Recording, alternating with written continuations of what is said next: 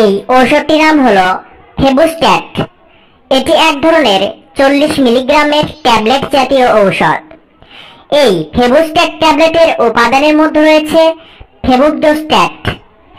বাংলাদেশের সুনামধন্য ঔষধ কোম্পানি ইনসেপ্টা ফার্মাসিউটিক্যালস লিমিটেড এই ফেবুস্ট্যাট 40 mg ট্যাবলেটটি সরবরাহ করে।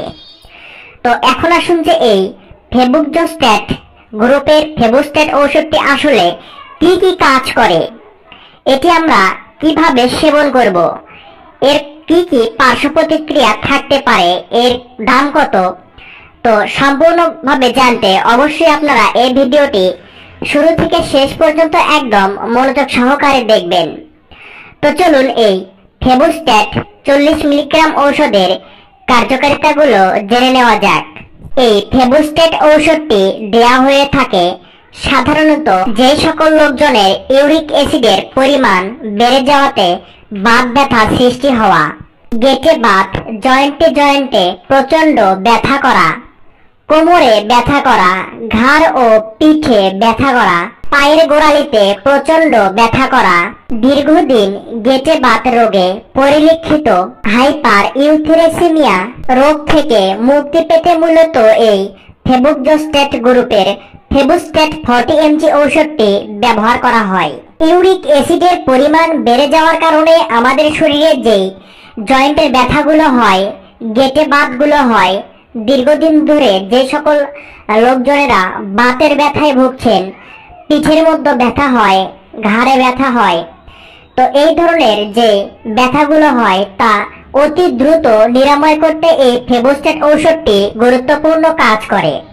সাধারণত এগুলোই হলো এই ঔষধের কার্যকারিতা। এখন আসুন যে এর খাওয়ার নিয়ম বা সেবন বিধি কি।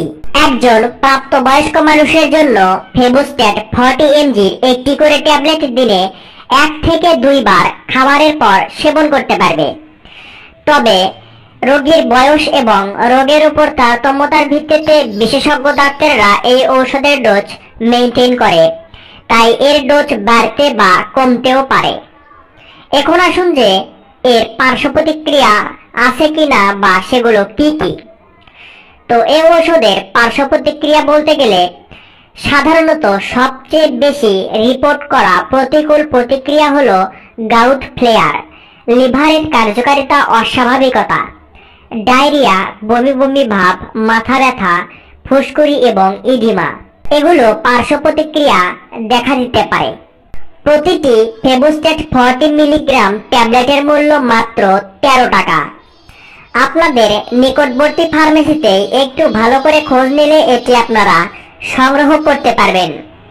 তো ভিডিওটি ভালো লাগলে অবশ্যই একটা লাইক দিবেন, আর নতুন নতুন ঔষধ সম্পর্কে জানতে অবশ্যই এই চ্যানেলটি সাবস্ক্রাইব করে পাশে থাকবেন।